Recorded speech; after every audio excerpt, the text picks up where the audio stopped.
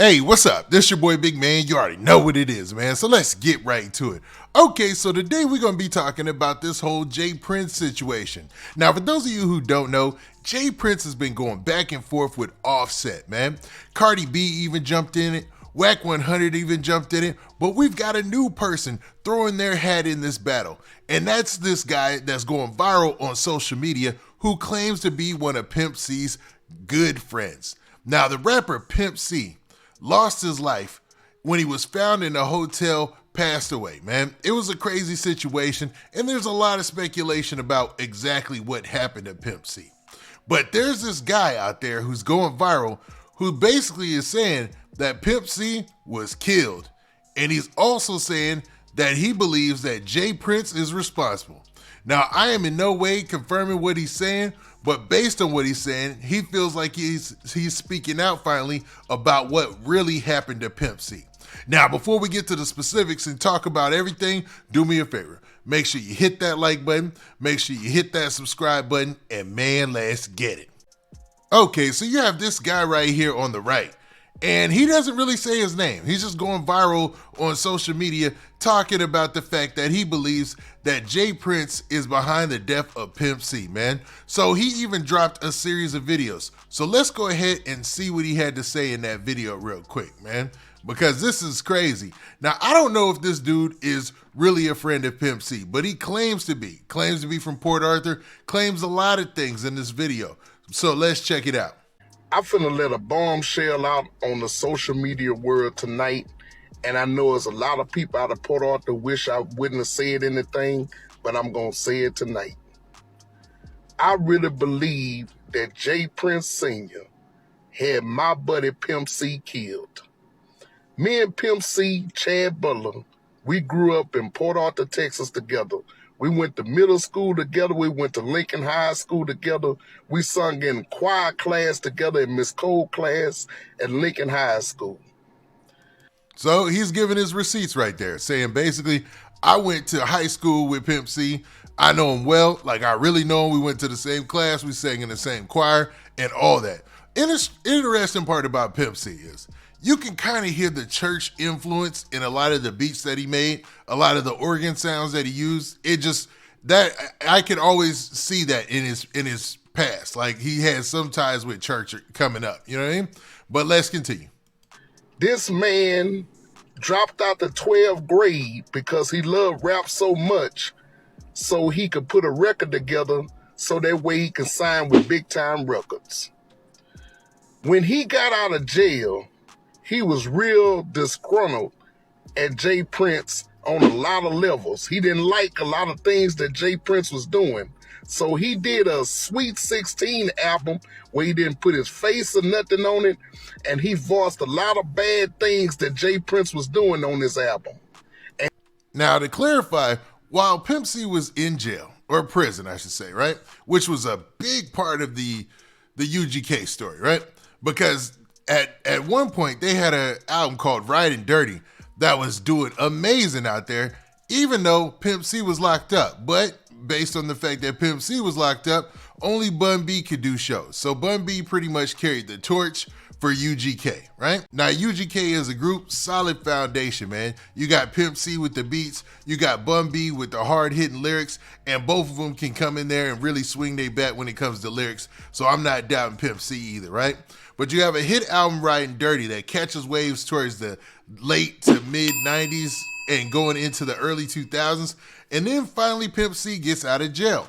Immediately after being released from jail, they're released or they do some sort of deal with Jive where they start to sign over to Rap-A-Lot. Now, at Rap-A-Lot's head and CEO is Jay Prince. So he's putting a lot of weight of what happened to Pimp C on Jay Prince and said that Pimp C basically dropped a project called 16 where he didn't have his face, he didn't have his name, he didn't have anything on it. He was just letting it be known what was going down at Rap-A-Lot. But I don't know. There's so many different versions of Pimp C's story, but let's rock with it, man. Let's see what else he has to say. And he denied that he even did the album, but a lot of people from Port Arthur know that he did this album. Shortly after, he was found dead after a Too Short concert in his room by himself. Not hanging with Too Short, not hanging with nobody. Jay Prince had somebody go in that room that night and inject him with a high dosage or something and had that boy killed, man. Now that's a wild claim, man, because I've never heard anybody make that claim before publicly. You know what I mean? Because it's one thing to say, okay, I think this happened or whatnot, but to say that you feel like or you know that this is exactly what happened is going off on a limb. So, man, I'd say take this with a grain of salt and not as facts because like I said, the death of Pimp C, there was a lot of controversy around that, man, because it happened so suddenly. Plus, you add in the fact that a lot of celebrities die in hotels alone. It just seems like a reoccurring thing that happens. There's a lot of spookiness factor and there's a lot of conspiracy theories. So people gravitate towards those things because it's not as easy as it's more complicated than the easy solution, I should say. Because sometimes what happened is more simple than you think happened. And I wasn't there, so I don't know. I'm not saying that he's wrong, but he's one of the first people I've seen say that publicly. You know what I mean? Had that boy killed. Just like he had Takeoff killed, he had my homeboy Pimp C killed. Whoa. Now that's another piece, right? So he's basically saying that he had Takeoff killed as well. Now, Takeoff being the member of the Migos who lost his life on November 1st of last year, right?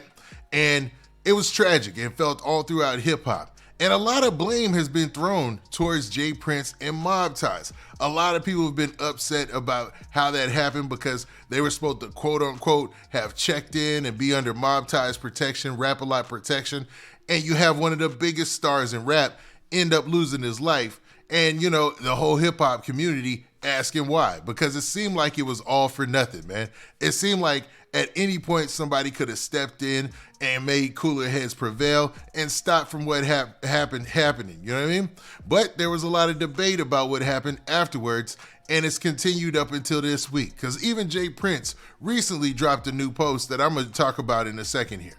And in that post, it's like he's had this back and forth with Offset, where there should be a situation where him, Offset, or anybody else involved should come to a resolution to stop any future violence or anything like that. It seems like things have escalated a little bit in the last week, man. Offset has said some things back on social media. Jay Prince has clapped back, and it seems like Jay Prince has stayed on the offensive while dissing, man. And for this guy to come out here and say that he feels like Takeoff was killed by Jay Prince and Mobb ties and Rap-A-Lot is saying a lot, man. That's crazy. But to be real, he wasn't there either, you know, as far as I know. So I wonder how he's coming to this conclusion. So like I said, take this with a grain of salt. And I'm telling you, man, I'm real upset with Jay Prince Sr. tonight, and I'm no longer scared of you no more. We gonna come together as a social media community, and we're gonna put you in jail. Now, that's saying a lot too.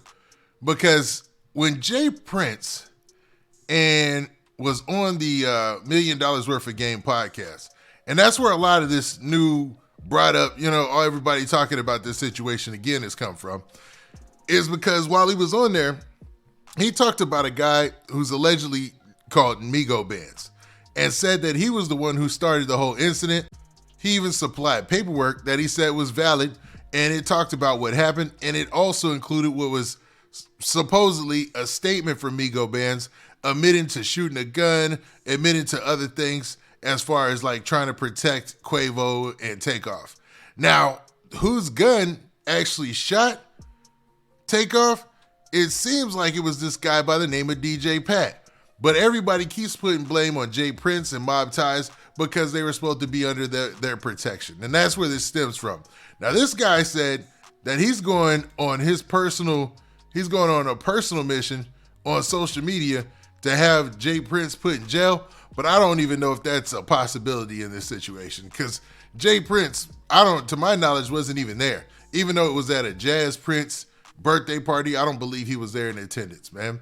So y'all tell me what y'all think, man. This guy has come out and he's talking a lot. And he says he grew up in Port Arthur with Pimp C, is a very good friend of his, and he's actually saying that he believes Jay Prince is responsible for Takeoff's death and Pimp C's death. If any of that was true, it would surely be a bombshell in the media. But at this time, nobody can prove that's true as far as I know. Now with that, this has been your boy Big Man. Do me a favor. Make sure you hit that like button, make sure you hit that subscribe button, and make sure you hit that notification bell so that way you get a notification every time I drop this hot content. And we out of here. Peace.